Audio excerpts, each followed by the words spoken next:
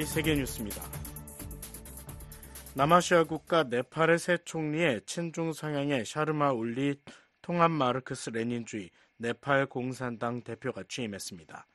올리 총리는 전임 푸슈파 카말 다할 총리가 의회 신임 투표를 통과하지 못한 지 사흘 만인 15일 람찬드라 파우델 대통령 앞에서 취임 선서를 했습니다. 이로써 올리 총리는 네팔의 가장 큰 두 개 정당으로 의회 과반 의석을 확보하고 있는 통합 마르크스 레닌주의 네팔 공산당과 네팔 의회당의 연립 정부를 이끌게 됩니다. 올리 총리의 이번 행정부는 군주제 폐지 이후 14번째이며 올리 총리는 지난 2015년, 2018년, 2021년에 이어 네 번째 총리직을 맡게 됐습니다. 올리 총리는 첫 임기 동안 중국과 교통협정을 체결해 인접국 인도가 대부분을 차지하고 있던 대외무역에서 네팔을 중국에 더 가깝게 만든 인물이라고 로이터 통신은 전했습니다. 세계 최빈국 가운데 하나인 네팔은 지난 2008년 239년 동안 지속되었던 군주제를 폐지한 이후 정치 불안정을 겪어왔으며 이로 인해 청년 수백만 명이 말레이시아, 한국, 중동 등지에서 일자리를 구하고 있는 것으로 알려졌습니다. 도널드 트럼프 전 미국 대통령을 대선 후보로 확정하는 공화당 전당대회가 오늘 시작됩니다. 트럼프 전 대통령은 어제 저녁 전당대회 참석을 위해 위스콘신주 밀워키 공항에 도착해 비행기 계단을 내려오며 여러 차례 주먹을 불끈 쥐어보였습니다. 트럼프 전 대통령의 후보 수락 연설은 나흘 일정으로 열리는 대회 마지막 날인 18일 이루어질 예정입니다. 한편 미 연방수사국은 어제 발표한 중간조사 결과를 통해 암살 시도와 잠재적 국내 테러 가능성에 초점을 두고 수사를 진행 중이라고 밝혔습니다. FBI는 또 현재까지의 조사 결과 이번 사건은 단독 범행으로 보인다며 공모 혐의자가 있는지 파악하기 위한 수사를 계속하고 있다고 덧붙였습니다. 이와 함께 범인의 범행 동기에 대한 조사를 진행 중이며 총격이 일어나기 전 사건 순서와 범인의 동선을 파악하고 증거를 수집 검토하는 등 모든 단서를 추적 중이라고 FBI는 밝혔습니다. 이스라엘군이 주말에 이어 어제도 팔레스타인 가자지구 곳곳에 대한 공격을 계속하면서 수십 명의 사망자가 발생했습니다. 하마스가 운영하는 가자지구 민방위 당국은 이날 로이터 통신에 UN 팔레스타인 난민구호 기구가 운영하는 피난처인 가자지구 중부 누세이라트 난민촌 내 아부아라반 학교에 대한 이스라엘군 공습으로 최소 15명이 사망했다고 주장했습니다. 이 학교는 이스라엘과 팔레스타인 무장정파 하마스 간에 계속되고 있는 전쟁을 피하려는 이주민 보호를 위해 운영되고 있었다고 로이터 통신은 전했습니다. 이에 대해 이스라엘군은 아부아라반 학교 건물 내에서 활동하는 다수의 테러리스트들을 겨냥한 공습이었다며 이 건물은 테러리스트들의 은신처이자 이스라엘군 병력을 공격하기 위한 기지 역할을 했다고 주장했습니다. 한편 이와 별도로 이날 새벽 이스라엘군이 가자지구 북부 가자시티 내 민가 여러 채에 공습을 가해 팔레스타인인 최소 17명이 사망하고 50명이 부상당했다고 현지 민간 의료기관과 하마스가 통제하는 보건당국이 밝혔습니다. 이날 공격은 앞서 지난 13일 가자지구 내 인도주의 지역에 대한 이스라엘군의 공습으로 최소 90명이 사망했다고 가자지구 보건부가 밝힌 지 하루 만에 이루어졌습니다. 가자지구 보건부는 이날 현재 지난해 10월 개전 이래 이스라엘의 공격으로 사망한 팔레스타인인 사망자 수가 38,584명, 부상자 수는 88,800명을 넘어섰다고 밝혔습니다. 올해 2분기 중국의 경제 성장률이 4.7%를 기록했다고 중국 정부가 오늘 발표했습니다. 중국 국가통계국의 이날 발표에 따르면 올 4에서 6월 중국 국내 총생산은 지난해 동기 대비 4.7% 증가했습니다. 올 1분기의 5.3% 성장률에서 다소 낮아진 이 같은 수치는 지난해 1분기 이후 가장 더딘 성장세이자 로이터 통신 설문조사에서 전문가들이 전망했던 5.1% 성장률을 밑도는 것입니다. 이 같은 부진은 장기간의 부동산 침체와 고용 불안으로 중국 경제의 성장 둔화세가 더 커진 데 따른 것으로 특히 물가 하락 압력에 직면한 기업들이 자동차, 식품, 의류 등 모든 품목의 가격들을 인하하면서 소비 판매 증가율이 18개월 만에 최저치로 떨어졌다고 통신은 전했습니다. 이런 가운데 중국 공산당 제20차 중앙위원회는 오늘 베이징에서 3중전회를 개막했다고 중국 관영 신화통신은 보도했습니다. VOA 세계뉴스 김시영입니다.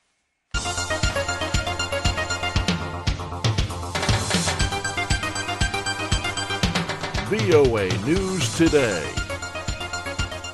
여러분 안녕하십니까? 2024년 7월 15일 월요일 VOA 뉴스 투데이 3부 시작하겠습니다. 진행의 노시창입니다. 이 시간에 보내드릴 주요 소식입니다. 조 바이든 미국 대통령은 트럼프 전 대통령 피격 사건이 나자 대국민 연설을 통해 폭력은 결코 해답이 될 수 없다고 강조했습니다. 도널드 트럼프 전 대통령에 대한 총격 사건과 관련해 미국 정치권과 각국 정상은 잇따라 성명을 내고 트럼프 전 대통령의 빠른 쾌유를 기원했습니다. 한국과 북대서양 조약기구의 협력 강화는 안보와 평화, 번영을 증진하는 양측의 공동 이익을 뒷받침한다고 국무부가 밝혔습니다. 내일 북한 날씨 전 지역 가끔 구름 많고 황해도와 평안남도 한때 소나기 오는 곳이 있겠습니다. 최저기온 11도에서 24도, 최고는 23도에서 33도. 바다의 물결은 동해 앞바다 0.5 내지 1m, 서해 앞바다 0.5 내지 2m로 일겠습니다. 첫 소식입니다. 조 바이든 미국 대통령이 도널드 트럼프 전 대통령 피격 사건과 관련해 폭력은 결코 해답이 될 수 없다고 강조했습니다. 이번 사건에 대해선 철저한 수사를 지시했다며 범행 동기에 대한 섣부른 추측을 삼가할 것을 촉구했습니다. 함지하 기자가 보도합니다. 트럼프 전 대통령에 대한 피격 사건 하루 뒤인 14일 대국민 연설에 나선 조 바이든 미국 대통령은 나는 오늘 밤 우리 정치의 온도를 낮춰야 할 필요성에 대해 말하고 싶다며 말문을 열었습니다. 바이든 대통령은 이날 오후 8시 백악관 오벌 오피스에서 행한 영상 연설에서 이같이 말했습니다. I want to speak to you tonight about the need for us to lower the temperature in our politics. And to remember, while we may disagree, we are not enemies. 이어 의견이 다를 수 있지만 우리는 적이 아닌 이웃이자 친구이며 동료이자 시민이고 가장 중요하게는 같은 미국인이라고 밝혔습니다. 그러면서 우리는 함께 해야 한다고 강조했습니다. 또한 전날 펜실베니아의 트럼프 전 대통령 유세 현장에서 발생한 총격 사건을 거론하면서 이는 우리 모두에게 한 걸음 물러서도록 하고 있다며 정치 문제로 과열된 현재 미국의 온도를 낮춰야 할 필요성을 역설했습니다. 바이든 대통령은 총격범의 동기는 아직 밝혀지지 않았고 그의 의견이나 소속은 물론 그가 도움이나 지원을 받았는지 다른 사람과 소통했는지 등도 알 수 없다고 말했습니다. 그러면서 지금 이 순간 법 집행 당국자들이 이러한 의문점을 조사하고 있다고 지적했습니다. We do not know the motive of the shooter yet. We don't know his opinions or affiliations. We don't know whether he had help or support. 다만 오늘 밤 우리가 알고 있는 사실에 대해 말하고 싶다며 이는 전직 대통령이 총에 맞았다는 것과 한 미국 시민이 자신이 선택한 후보를 지지하려는 자유를 행사하던 도중 죽임을 당했다는 것이라고 강조했습니다. 이어 미국에선 우리가 이런 방향으로 갈 수 없고 가서도 안 된다며 폭력은 결코 해답이 될 수 없다고 목소리를 높였습니다. 바이든 대통령은 미국 민주주의에서 의견 충돌은 피할 수 없고 이는 인간 본성의 일부라면서 하지만 정치가 결코 작은 전쟁터나 살상의 장이 돼선 안 된다고 말했습니다. Disagreement is inevitable in American democracy. It's part of human nature. But politics must never be a literal battlefield, and God forbid. 앞서 전날인 13일 오후 6시 10분경 트럼프 전 대통령은 펜실베니아주 버틀러의 유세장에서 20세 남성 토머스 매튜 크룩스가 쏜 총의 오른쪽 귀를 맞았습니다. 트럼프 전 대통령은 생명에 지장이 없는 상태지만 당시 현장에 있던 청중 1명이 사망하고 2명은 중상을 입었습니다. 바이든 대통령은 대국민 연설 약 6시간 전인 이날 오후에도 이번 사건과 관련해 백악관에서 연설을 했습니다. 이 자리에서도 총격 사건을 거듭 비판하면서 미국에는 이런 유형의 폭력은 물론 어떤 종류의 폭력도 설 자리가 없다고 강조했습니다. 암살 시도는 우리가 국가로서 주장하는 모든 것에 배치되며 그것은 국가로서 우리의 본질이 아니다라고 지적했습니다. 그것은 미국적이지 않고 우리는 이런 일이 일어나도록 허용할 순 없다는 것입니다. As I said last night, there is no place in America for this kind of violence or any violence for that matter. 그러면서 통합은 가장 달성하기 어려운 목표지만 지금 당장은 그보다 더 중요한 것이 없다고 말했습니다. 트럼프 전 대통령에 대한 강화된 경호 조치도 약속했습니다. 바이든 대통령은 트럼프는 전직 대통령이자 공화당 대통령 후보로서 이미 강화된 수준의 경호를 받고 있다면서 나는 트럼프 대통령의 지속적인 안전을 보장하는 데 필요한 모든 자원과 경호 조치를 제공하도록 비밀 경호국에 일관되게 지시해왔다고 설명했습니다. 또한 비밀경호국 책임자에게 15일 위스콘신주 밀워키에서 개막하는 공화당 전당대회의 모든 보안 조치를 검토하도록 지시했다고 바이든 대통령은 말했습니다. 아울러 전날인 13일 유세장에서 일어난 일을 정확히 평가하기 위해 국가안보에 대한 독립적인 검토를 지시했다며 검토 결과는 미국인들과도 공유할 것이라고 확인했습니다. 그러면서 우리는 하나의 국가로 단결해야 하고 하나의 국가로 단결해 우리가 누구인지를 보여줘야 한다고 강조했습니다. BOE 뉴스 함지아입니다. 전 세계 이목을 집중시킨 도널드 트럼프 전 대통령 암살 시도 상황은 방송사 카메라 여러 대와 청중들의 휴대전화기에 고스란히 담겼습니다. 안준호 기자가 당시 긴박했던 순간을 정리했습니다. 도널드 트럼프 전 대통령을 겨냥해 총격이 가해진 시각은 13일 오후 6시 11분이었습니다. 미국 펜실베이니아주 버틀러에서 유세를 위해 트럼프 전 대통령이 연단에 오른 지 불과 8분 만의 일이었습니다. 자신을 환영한 노래가 끝난 뒤 본격적으로 연설을 막 시작한 트럼프 전 대통령. 불법 입국자 문제를 설명하며 무슨 일이 있었는지를 보라고 막 말하던 시점, 멀리서 따다닥 하는 연발 총성이 울립니다. Take a look at what happened.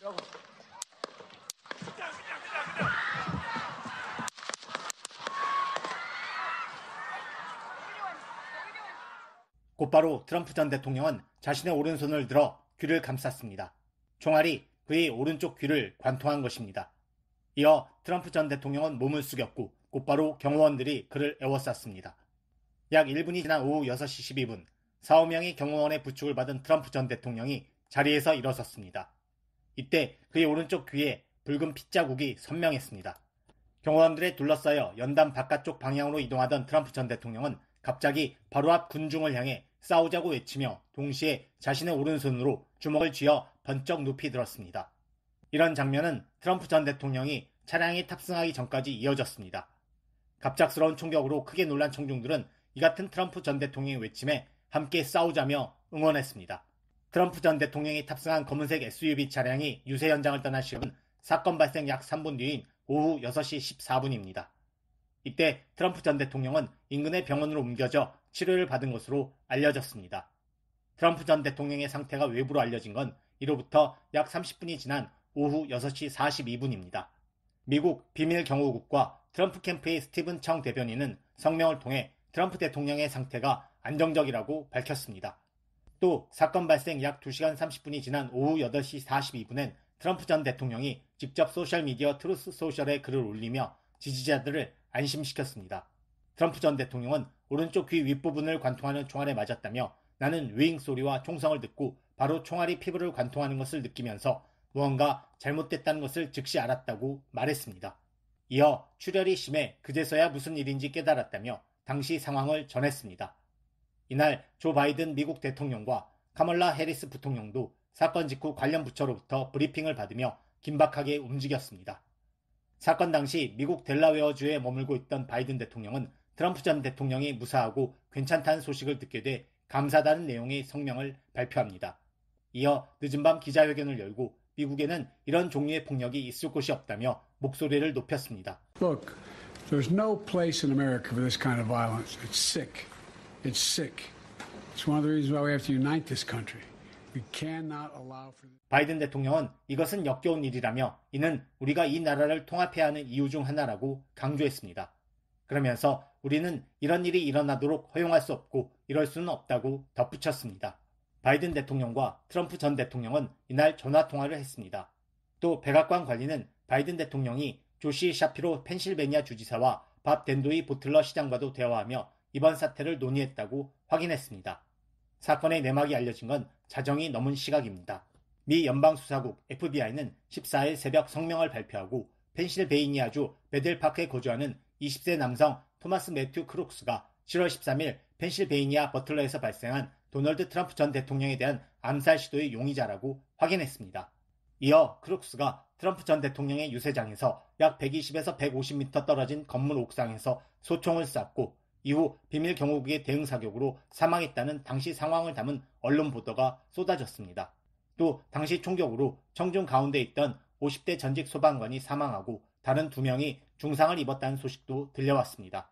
트럼프 전 대통령은 현재 안정적인 상태를 유지하고 있습니다. 14일 저녁엔 오는 15일부터 사흘간 열리는 공화당 전당대회에 참석하기 위해 위스콘신주 밀워키로 향했습니다. 트럼프 전 대통령은 이곳에서 오는 11월 열리는 미 대선의 공화당 후보로 공식 지명될 예정입니다. 트럼프 전 대통령이 수락연설을 통해 이번 사건과 관련해 어떤 메시지를 전할지 벌써부터 많은 관심이 쏠리고 있습니다. 현재 트럼프 전 대통령은 예정된 일정을 소화할 것으로 알려졌습니다.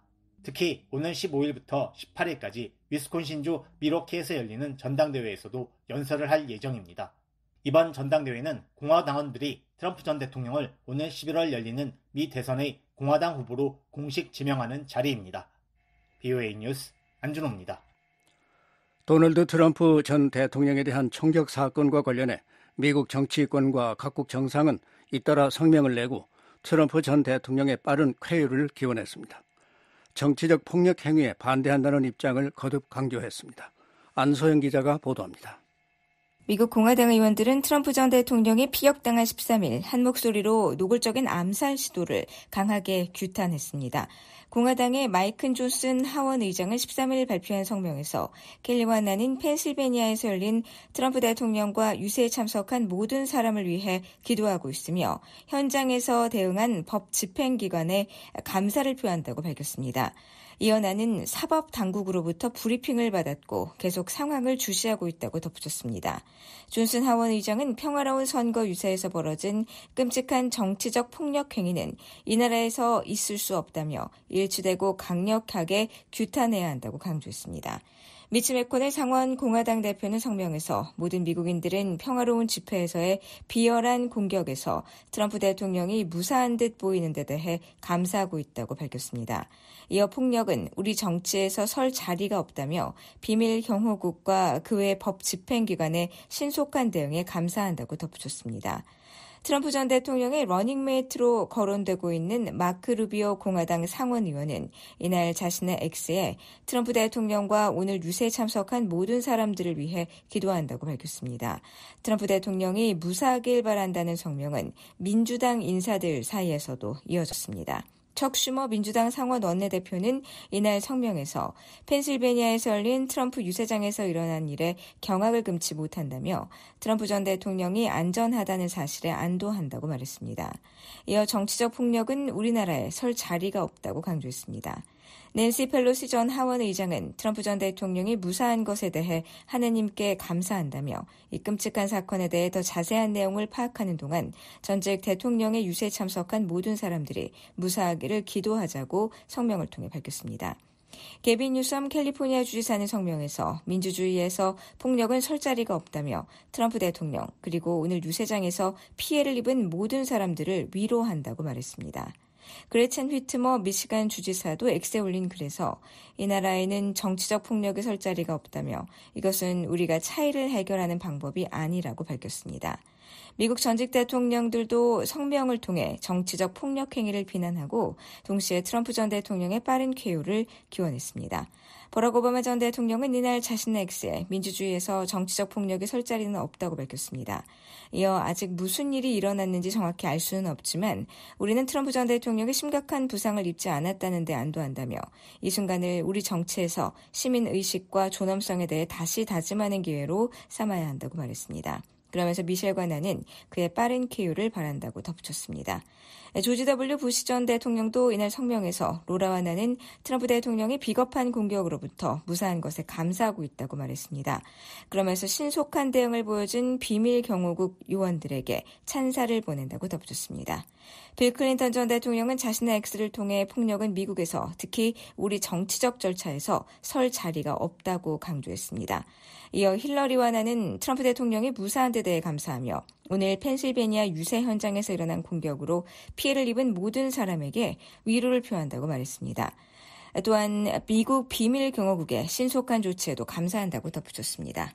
각국 정상들도 목소리를 높였습니다. 윤석열 한국 대통령은 14일 X에 올린 글에서 끔찍한 정치적 폭력 행위에 경악을 금치 못한다고 밝혔습니다. 이어 트럼프 전 대통령의 빠른 쾌유를 바란다며 한국 국민은 미국민들과 함께한다고 말했습니다.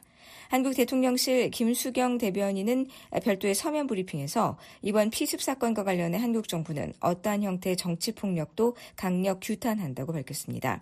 한국 외교부 대변인실도 트럼프 전 대통령 피습과 관련해 우리 정부는 어떠한 형태의 정치 폭력도 강력히 규탄한다면서 이번 사건으로 충격을 받았을 미국민들을 위로하며 한국민들은 미국민들과 함께할 것이라고 말했습니다. 이어 정부는 관련 사안의 중대성을 고려해 외교부와 주미대사관을 중심으로 관련 동향을 예의주시하고 있다고 덧붙였습니다. 기시다 후미오 일본 총리는 우리는 민주주의에 도전하는 어떤 형태의 폭력에도 굳건히 맞서야 한다며 나는 트럼프 전 대통령의 빠른 쾌유를 기원한다고 자신의 X에 적었습니다. 주스탱 트레도 캐나다 총리는 트럼프 전 대통령에 대한 총격 사건에 참담함을 느낀다며 정치적 폭력이 결코 용납될 수 없다는 것은 아무리 강조해도 지나치지 않다고 말했습니다. 이어 트럼프 전 대통령과 행사 참석자 그리고 모든 미국 민들과 마음을 함께한다고 덧붙였습니다. 에마니엘 마크롱 프랑스 대통령은 암살 시도의 피해자인 트럼프 대통령에게 위로의 말을 전한다며 나는 그의 빠른 쾌유를 기원한다고 밝혔습니다. 이어 관중 1명이 사망하고 여러 명이 부상을 입었다며 이는 우리 민주주의의 비극이라고 지적했습니다. 그러면서 프랑스는 미국민의 총격과 분노의 감정을 함께 나눈다고 덧붙였습니다. 올라프 숄츠 독일 총리는 미국 대통령 후보 도널드 트럼프에 대한 공격은 비열한 행위라고 규정했습니다. 이어 그의 빠른 회복을 바란다며 이번 공격으로 영향을 받은 모든 사람들에게도 위로의 말을 전한다고 밝혔습니다. 아울러 이러한 폭력 행위는 민주주의를 위협한다고 비판했습니다. 이런 가운데 중국 외교부도 이번 사건에 대한 입장을 밝혔습니다. 외교부 대변인은 중국은 트럼프 전 미국 대통령의 선거 유세에서 발생한 총격 사건을 주시하고 있다면서 시진핑 주석은 트럼프 전 대통령에게 위로의 뜻을 표했다고 말했습니다. VOA 뉴스 안수영입니다. 전해드린 바와 같이 한국 정부는 미국 공화당 대선 후보인 도널드 트럼프 전 대통령에 대한 총격 테러를 끔찍한 정치 폭력이라며 강하게 규탄했습니다. 그러면 트럼프 전 대통령 피격에 대한 한국 내 반응을 서울의 김한영 기자를 통해서 좀 더 자세히 알아보겠습니다. 김한영 기자.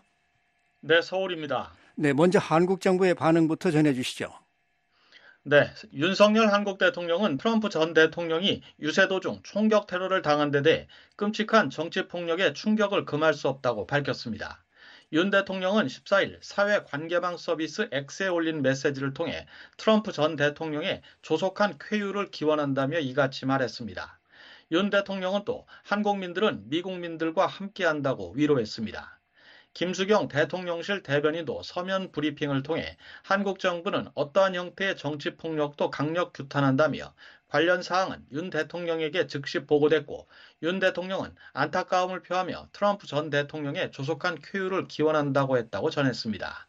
한국 외교부도 14일 배포한 정부 입장에서 이번 사건으로 충격받았을 미국민들을 위로하며 한국민들은 미국민들과 함께할 것이라며 정부는 관련 사안의 중대성을 고려해 외교부와 주미 대사관을 중심으로 관련 동향을 예의주시하고 있다고 밝혔습니다. 한국 정치권은 어떤 반응을 보이고 있습니까? 한국의 여야 정치권은 트럼프 대통령에 대한 총격 사건은 민주주의를 위협하는 정치 테러이며 어떤 이유로도 용납될 수 없다고 한 목소리로 규탄했습니다. 한국 정치권은 특히 한국에서도 벌어져 온 정치 테러들을 떠올리며 자성의 목소리도 냈습니다.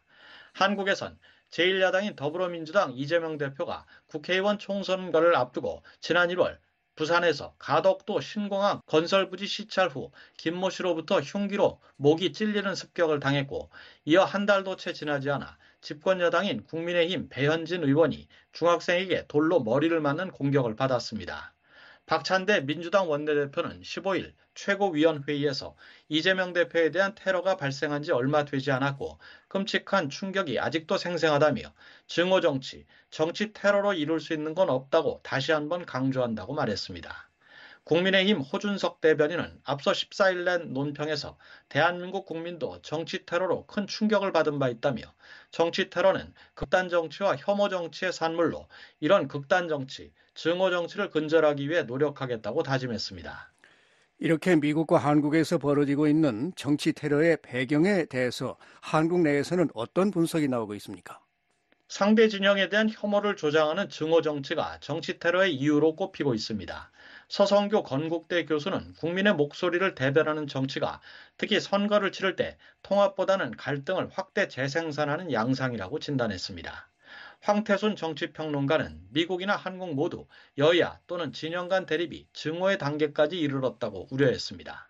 한국에서도 마침 그런 연속선상에서 이재명 대표에 대한 테러가 있었고 이번에 트럼프 후보자에 대한 저격 이와 같은 것도 그야말로 극단적 진영 대결 이것이 이제는 단순한 대립과 대결을 넘어서 저주와 증오의 단계까지 이르렀기 때문에 그런 모습들로 나타나는 것이 아닌가 보고 있습니다.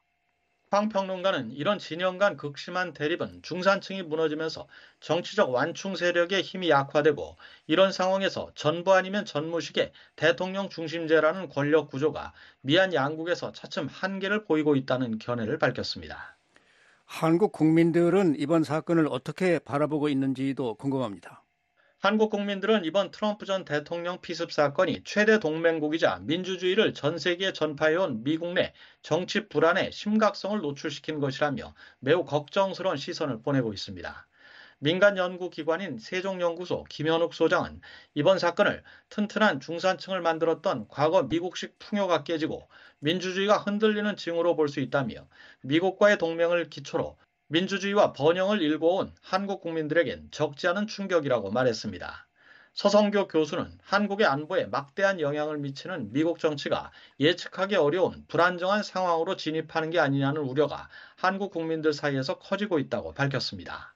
미국 대선 결과에 따라 가지고 전 세계 특히 이제 한반도에 끼친 영향이 굉장히 큰데 미국 정치 체제가 불안정해지면 미국의 국내 선거가 한반도와 동북아 전 세계 질서에 끼치는 영향이 예측 불가능하기 때문에 정치권이나 국민들의 불안과 우려가 크다. 저는 그렇게 보고 있거든요. 네, 일부에서는 이번 사건으로 트럼프 전 대통령의 대선 승리 가능성이 커졌다는 예측이 나옵니다. 조 바이든 행정부와의 강력한 동맹을 대외 정책의 근간으로 삼았던 윤석열 정부에 어떤 영향을 주고 있습니까? 트럼프 전 대통령은 지난 대통령 임기 때 동맹보다는 자국 이익을 앞세우는 고립주의적인 성향을 보였고 한국 정부와 방위비 분담금을 놓고 갈등도 있었습니다. 이 때문에 한국 정부는 11월 미 대선 결과를 주시하고 있습니다. 또 외교부를 통해 다양한 접촉 경로로 민주당은 물론 공화당 인사들을 두루 접촉하고 있다고 밝히고 있습니다. 김현욱 소장은 미중 경쟁 격화, 러시아의 우크라이나 침공, 북한의 핵보유 등 변화된 국제 안보 환경 때문에 트럼프 진영에 과거와 달리 동맹국과의 관계를 중시하는 인사들도 섞여 있다며 한국 정부는 이런 변화를 적극 활용해서 미한 동맹의 근간이 흔들리지 않도록 트럼프 전 대통령 측과 적극적인 소통이 필요한 시점이라고 말했습니다. 한국 정부가 미리 트럼프 인사들과 접촉을 해서 한국 정부의 정책적인 방향성이 무엇인지 그리고 그런 차원에서의 한미동맹 굳건함이 필요하다라는 메시지를 계속해서 좀 강하게 전달을 할 필요가 있지 않느냐 생각을 합니다. 한국 정부 산하 국책연구기관인 통일연구원 조한범 박사는 미 대선이 아직 4개월 남았고 트럼프 전 대통령은 여전히 사법 리스크를 안고 있기 때문에 대선 결과를 예단하기 어렵다며 다만 바이든 정부와 가치외교, 동맹 강화로 연대의식이 높았던 윤석열 정부로선 트럼프 전 대통령의 당선 가능성이 높아지는 게 부담일 것이라고 말했습니다. 서울에서 VOA 뉴스 김환용입니다. The Voice of America, VOA. 미국 내 탈북민들은 도널드 트럼프 전 대통령 피격 사건에 큰 충격을 받았다고 말했습니다. 북한에서의 악몽이 떠오른다며 어떤 경우에도 극단적 폭력이나 테러는 안 된다고 지적했습니다. 김영권 기자가 보도합니다. 10여 년 전 일가족을 데리고 미국의 난민주의를 받아 입국한 아브라함 전 씨는 트럼프 전 대통령 피격 사건을 보면서 충격을 받았다고 말했습니다. 충격을 받았어요. 예. 어제 우리 아들, 와이프, 서희서 TV 보면서 아들도 군복무하고 제대하는데 이건 도저히 이거 있을 수 없는 일이죠. 예. 도저히 일어나서도 안 되는 일이고, 예. 깜빡했으면 죽었죠. 예. 그냥 죽은 거야요. 예. 그럼 이게 끔찍한 일이에요. 이게 옛날에 몇 번 그런 게 있었지만 지금 이전 21세기에 와서 이런 일이 있었다는 거는 진짜 정말 끔찍한 일이에요. 예. 전 씨는 가족과 미국행을 선택한 이유는 자유와 민주주의를 대표하는 나라였기 때문이라며 점점 더 미국의 분열이 심해지는 것 같다고 말했습니다. 그러면서 생각이 다른 정치인이나 경쟁자에게 폭력을 가하는 건 북한 같은 독재 국가에서나 벌어질 수 있는 일로 생각했다며 안타까움을 나타냈습니다. 북한 같았는데요. 예.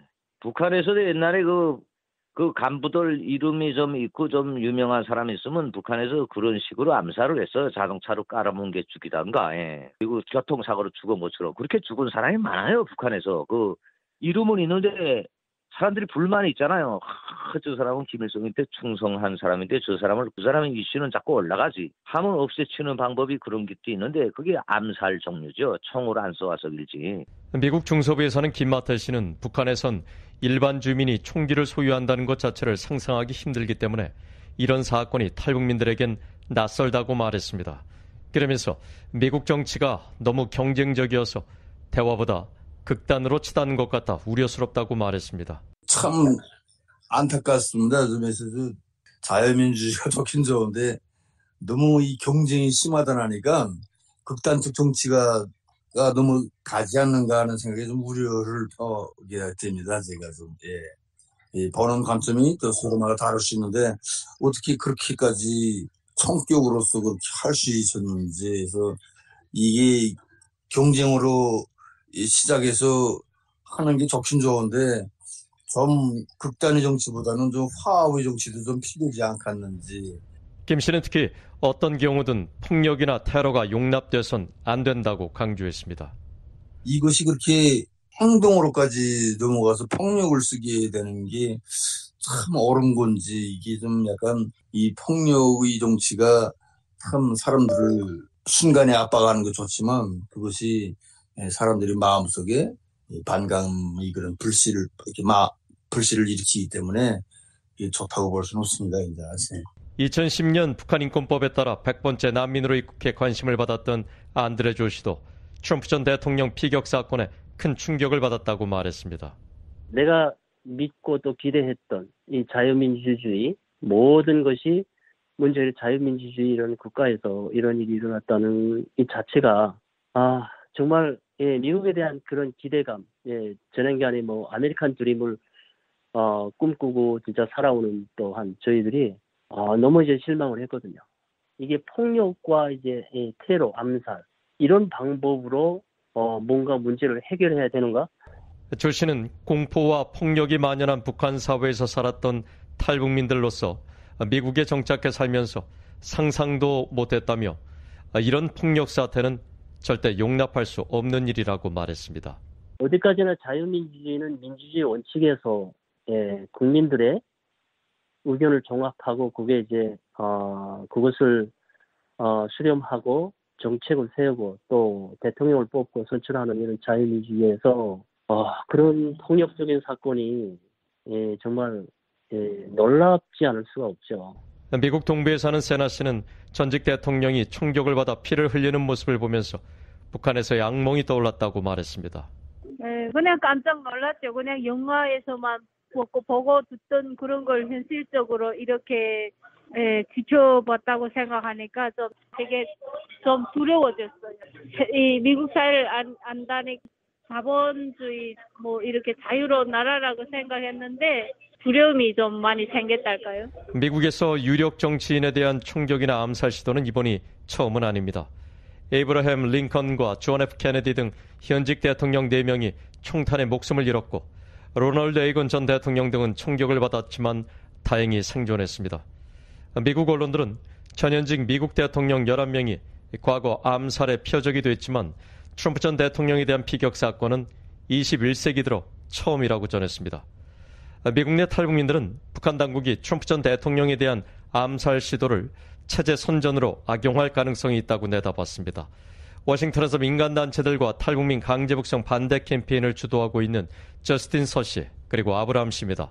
북한에서는 시기가 엄청 좋죠.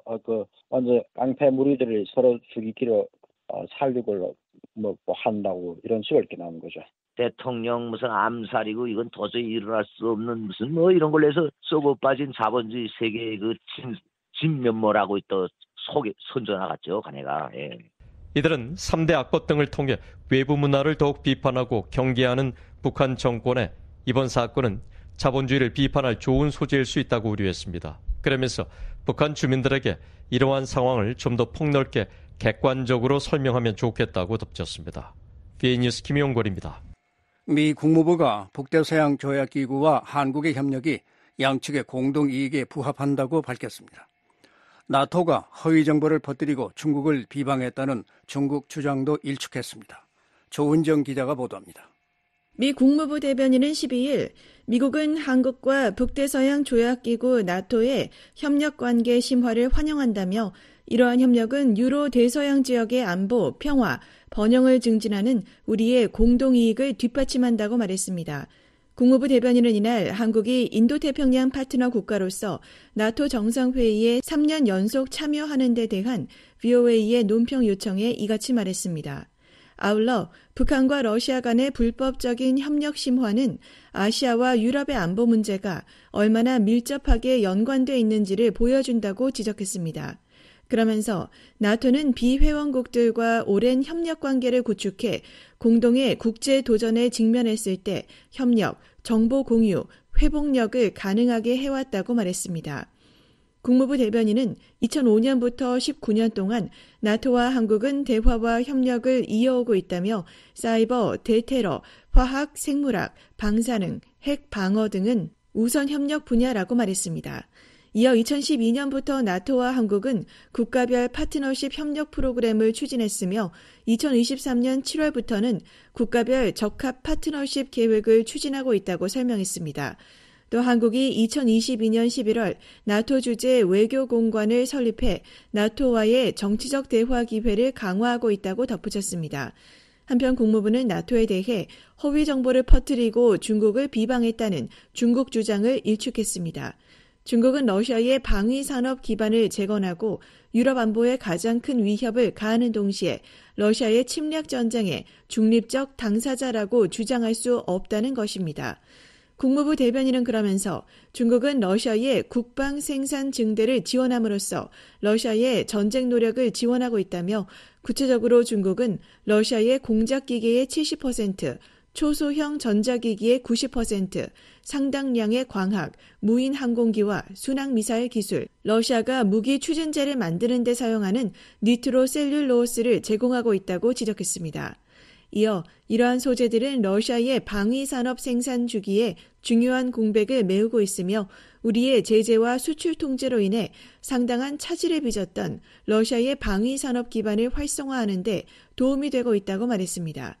또 이러한 지원은 적극적으로 러시아의 우크라이나 전쟁이 가능하도록 만들고 있으며 이는 유럽 안보에 심각한 위협이 되고 있다고 말했습니다. 그러면서 중국이 러시아에 대한 지원을 중단한다면 러시아는 전쟁을 지속하는 데 어려움을 겪을 것이라고 말했습니다.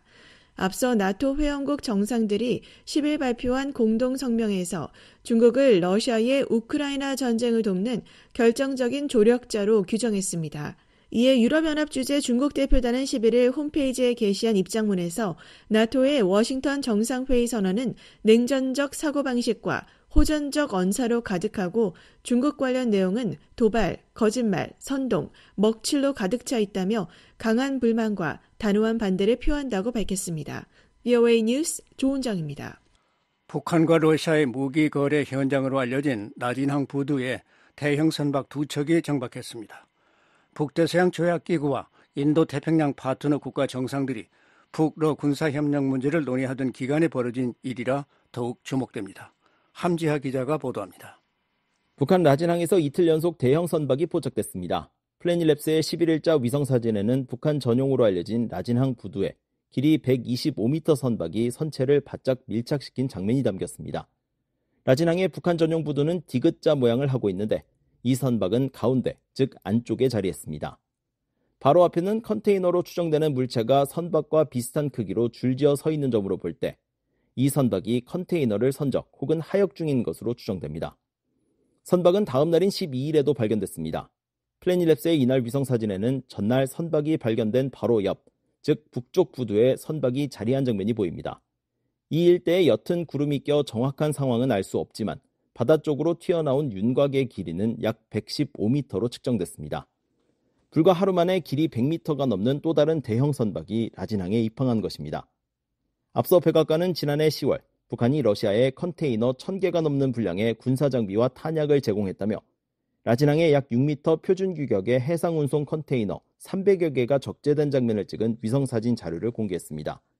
이후 VOA는 지난해 8월 26일 이곳에서 대형 선박이 포착된 이후 2023년 말까지 이 일대를 출입한 선박을 26척으로 추산했으며 올해 1월과 2월에도 약 사흘에 한 척꼴로 선박의 입출항을 확인한 바 있습니다.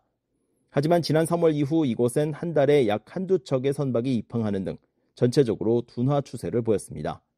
이번에 라진항에서 발견된 선박 2척도 이전 입항을 기준으로는 약 2주 만입니다.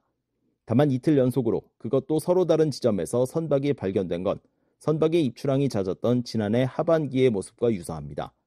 따라서 대형 선박의 입항이 더 자주 이뤄질지도 주목되는 부분입니다. 물론 위성사진만으로 컨테이너 내용물이나 북러 간 무기거래 지속 여부를 확인할 수는 없습니다. 그러나 백악관이 공개적으로 지목한 무기거래 현장에 또다시 대형 선박이 출현한 건 의심을 살만한 움직임입니다. 특히 선박 2척이 입항한 시점은 미국 워싱턴에서 북대서양 조약기구 나토 정상회의가 열린 시기와 맞물린다는 점도 흥미롭습니다. 나토 32개의 나라 회원국과 인도태평양 정상 등은 이번 정상회의에서 무기 거래 등 점증하는 북러 군사협력 문제를 논의했습니다. 또 한국, 일본, 호주, 뉴질랜드 등 인도태평양 4개국 정상들은 조 바이든 미국 대통령과 별도로 만나 러시아에 대한 북한의 불법 무기 이전을 강력히 규탄했다고 미국 백악관이 밝혔습니다.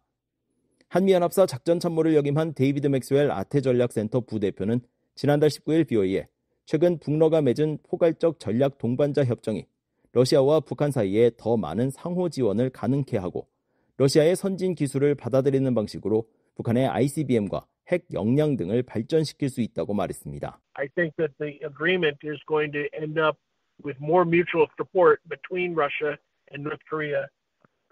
또 데니스 와일더 전 백악관 국가안보회의 NSC 아시아 담당 선임 보좌관은 북한과 관련해 염려되는 부분은 이번 조약이 그들을 더 대담하게 만들 수 있다는 점이라고 지적했었습니다. 이날 발견된 컨테이너에 무기가 담겼다면 이는 안보리 대북결의 위반입니다. 유엔 안보리는 결의 1718호 등 다수의 대북결의를 통해 북한의 무기 수출을 금지하고 있습니다. 라진항을 통한 북러 무기 거래 의혹이 거세지고 있지만 두 나라는 이를 강하게 부인하고 있습니다. 김남혁 유엔 주재 북한 대표부 3등 서기관은 지난 2월 유엔 총회 회의에서 우리는 러시아와 무기 거래를 한 적이 없으며 앞으로도 그럴 계획이 없다고 말했습니다. We have never had arms dealings with the Russian Federation and that we have no plan to do so in the future either. We strongly denounce... 그러면서 무기 거래설은 북한에 대한 음해며 불법적인 대북 제재 결의안을 발동해 국제 무대에서 북한의 이미지를 훼손하려는 적대 세력을 강력히 규탄한다고 강변했습니다. 드미트리 페스코프 크렘린궁 대변인도 지난해 10월 북러 무기 거래 의혹과 관련해 원칙적으로 모두 근거가 없고 구체적인 내용이 없다고 주장한 바 있습니다. BOA 뉴스 함재합니다. 일본 정부가 올해 방위백서에서도 북한을 중대한 위협으로 규정했습니다. 특히 북한이 핵과 미사일 개발 역량을 질적으로 향상시키는 데 주력하고 있다고 지적했습니다. 안소영 기자가 보도합니다. 일본은 북한의 군사활동이 일본 안보에 그 어느 때보다 중대하고 절박한 위협을 가하고 있다고 평가했습니다. 일본 방위성은 12일 자국의 방위정책 방향과 주변국 군사동향 등을 담은 2024 방위백서에서 북한의 군사활동이 영내 및 국제사회의 평화와 안보를 심각하게 훼손하고 있다며 이같이 지적했습니다. 아울러 대량 살상무기 등 무기 비확산과 관련해 전체 국제사회의 심각한 도전을 제기한다고 덧붙였습니다. 일본 방위성은 북한이 핵과 미사일 개발에 진전을 이루고 있다고 밝혔습니다. 지난 2023년 이후 북한은 고체 연료를 기반으로 한 대륙간 탄도미사일 화성 18형 발사를 단행하고 위성 발사를 목적으로 탄도미사일 기술을 활용한 발사도 실시해 왔다는 겁니다. 일본 방위성은 북한은 장비 체계를 다양화하고 핵 및 미사일 운용 능력 보완을 의미하는 정보 감시 정찰 수단을 확보하는 등 핵과 미사일 역량의 질적 향상에 주력하고 있다고 분석했습니다. 이어 최근 몇 년간 북한은 극도로 빠른 속도로 미사일 개발을 계속 추구하고 있으며 불규칙한 궤도로 비행하는 탄도미사일과 이른바 극초음속 미사일을 발사하고 있다고 지적했습니다. 또한 북한은 전술 핵탄두를 탑재할 수 있도록 설계한 장거리 순항미사일의 작전 운용을 추진하고 있다고 덧붙였습니다. 이어 과거 북한은 6차례 핵실험을 실시했고 탄도미사일의 핵탄두를 탑재해 일본 열도를 사정권에 두고 일본을 타격할 수 있는 기술적 능력을 보유하고 있다고 분석했습니다. 군사 전문가인 브루스 베넷 랜드연구소 선임연구원은 12일 BOA에 북한은 수십 년 동안 일본을 공격할 준비가 돼 있다며 위협해왔다고 지적했습니다. 그러면서 이 같은 종류의 위협은 일본이 대응할 준비를 해야 한다는 것을 깨닫게 한다고 설명했습니다. Been threatening Japan for decades, telling them that they're quite prepared to attack Japan.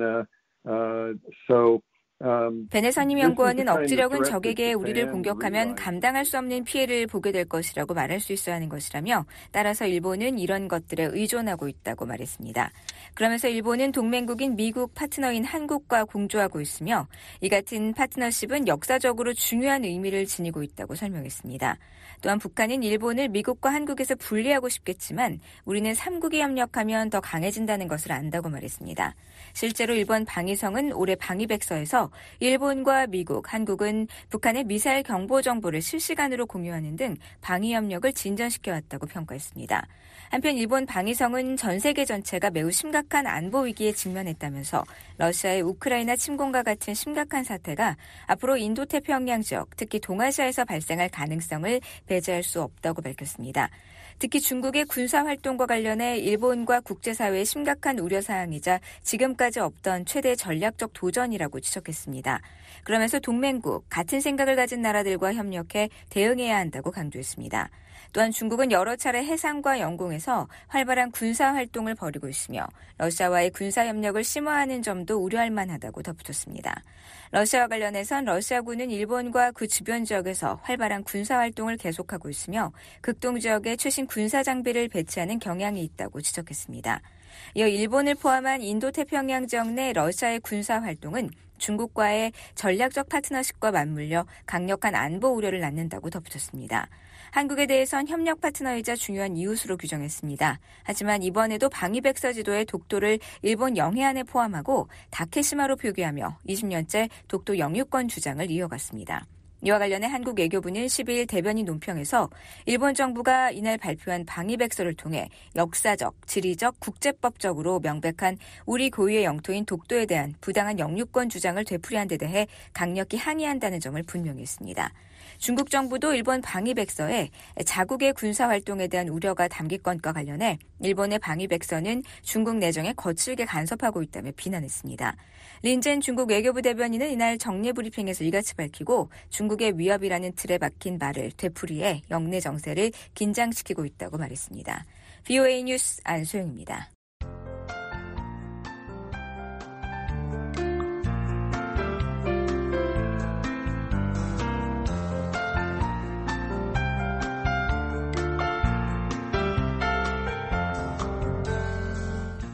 VOA 뉴스 투데이 북한 날씨 알아봅니다.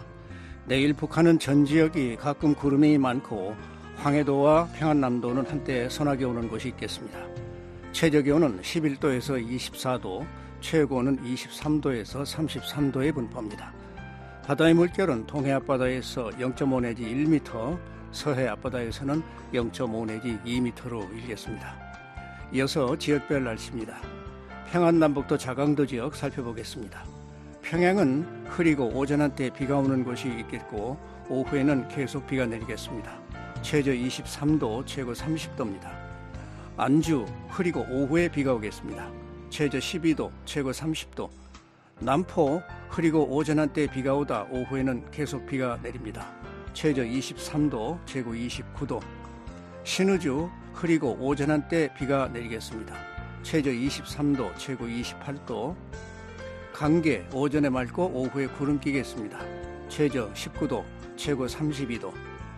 중광은 맑겠습니다. 최저 19도, 최고 33도. 다음 황해남북도 경기도 지역. 해주 흐리고 오후에 가끔 비가 오겠습니다. 최저 24도, 최고 28도. 개성은 흐리고 오전 한때 비가 내리겠습니다. 오후에는 줄곧 비가 내리겠습니다. 최저 23도, 최고 30도. 사리원도 흐리고 비가 내리겠습니다. 최저 23도, 최고 30도입니다. 다음 함경남도, 양강도, 강원도 지역. 함흥 흐리고 오전 한때 비가 오는 곳이 있고 최저 20도, 최고 28도. 신포 구름 많고 최저 20도, 최고 26도. 장진 흐리고 오후 한때 비 오는 곳이 있고 최저 14도, 최고 23도. 해산 맑고 최저 15도, 최고 31도. 원산 흐리고 비가 내리고 최저 21도, 최고 27도. 평강 흐리고 오후에 비가 내리겠습니다. 최저 19도, 최고는 29도. 청진 흐리고 오후 한때 비가 오는 곳이 있겠고 최저 19도, 최고 26도. 선봉 흐리고 최저 20도, 최고 24도입니다. 삼지연은 맑겠습니다. 최저 11도, 최고 27도입니다. 여서 해상 날씨입니다. 동해 전해상 흐리거나 구름이 많고 한때 비가 오는 곳이 있겠습니다. 물결은 전해상 0.5 내지 1m로 잔잔하게 일겠습니다. 서해 전해상 흐리고 가끔 비가 내리겠습니다. 물결은 앞바다에서 오전에 0.5 내지 1.5m, 오후에는 1 내지 2m로 약간 높아지겠습니다. 먼바다 오전에 1 내지 2m로 일다 오후에는 약간 높아져서 1 내지 2.5m로 일겠습니다. 지금까지 뉴스투데이 3부를 보내드렸습니다. VOA 한국어 저녁방송 잠시 후에 뉴스 보내드립니다.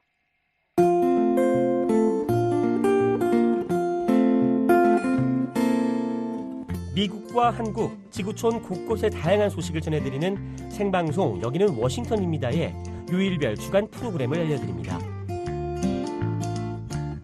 월요일 밤과 화요일 새벽에는 미국 역사 속 중요한 인물들을 알아보는 인물 아메리카를, 화요일 밤과 수요일 새벽에는 라디오로 들어보는 미국 역사 이야기, 이야기 미국사, 수요일 밤과 목요일 새벽에는 11월 대통령 선거를 앞두고 주요 이슈 살펴봅니다. 미국의 선택 2024. 목요일 밤과 금요일 새벽에는 한국에 사는 탈북민들이 살아가는 현장을 찾아가는 탈북민의 세상보기가 방송되고요. 금요일 밤과 토요일 새벽에는 주요 뉴스의 배경과 관련 용어, 뉴스 속 인물 살펴보는 뉴스 따라잡기 순서가 마련되어 있습니다. 매일 밤 10시에서 11시에 생방송 여기는 워싱턴입니다는 중파 1188kHz와 단파 9350, 9490, 12080kHz로 매일 새벽 4시에서 5시에 방송하는 생방송 여기는 워싱턴입니다는 단파 5875, 9365, 7465kHz로 보내드립니다. 생생하고 정확한 미국과 한국, 세계 소식 전해드리는 생방송 여기는 워싱턴입니다와 늘 함께 하시기 바랍니다. 듣고 싶은 방송을 놓치셨나요?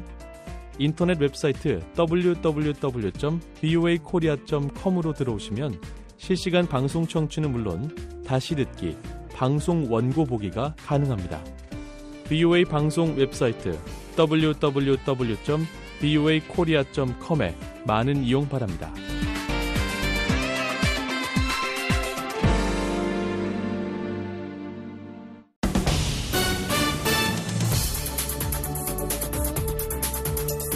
VOA 세계뉴스입니다.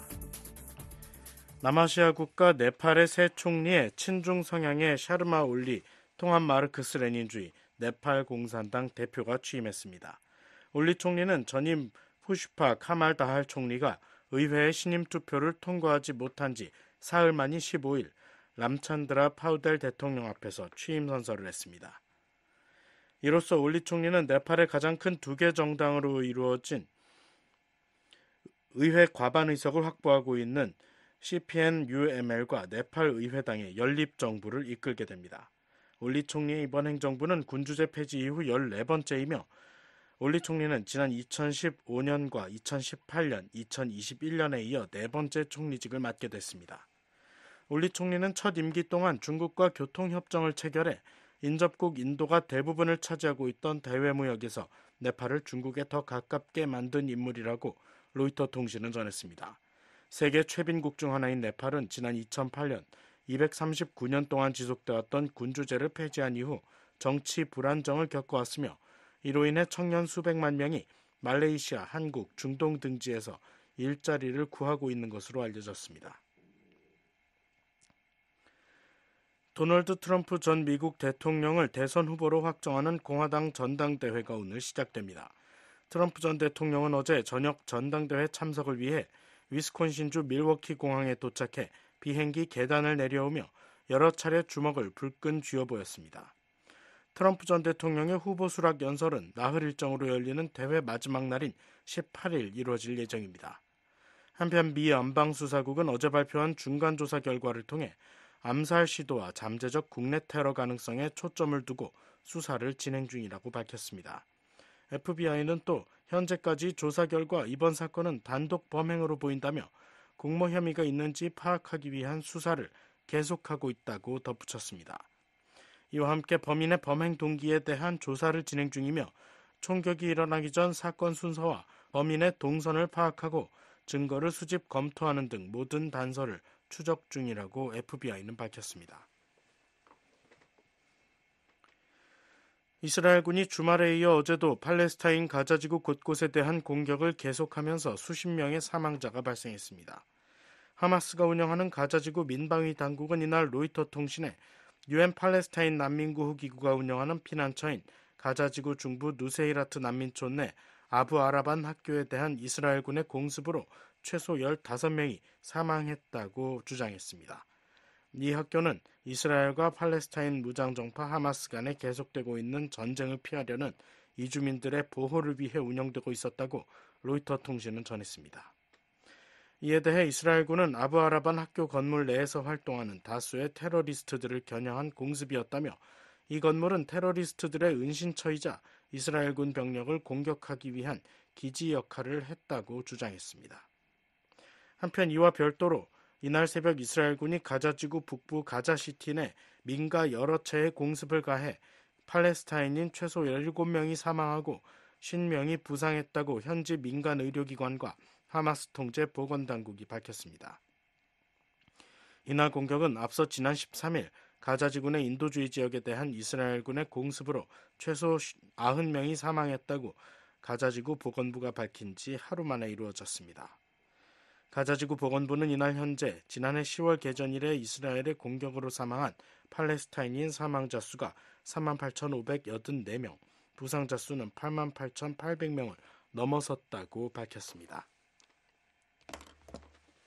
올해 2분기 중국의 경제 성장률이 4.7%를 기록했다고 중국 정부가 오늘 발표했습니다.